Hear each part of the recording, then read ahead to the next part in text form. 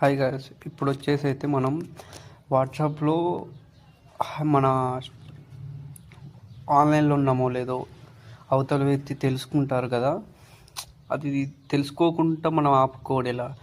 Only మన phone నెంబర్లు మన ఫోన్లో ఫీడ్ అయి ఉన్న వాటికే మనం చూపించాలంటే ఎలా అనేది ఇందులో చెప్తా చూడండి ఒకసారి. ఫస్ట్ స్టెప్ వచ్చేసి వాట్సాప్ ఓపెన్ చేసి, సెకండ్ స్టెప్ సెట్టింగ్స్ ట్యాప్ చేసి, థర్డ్ స్టెప్ ప్రైవసీలోకి వెళ్ళి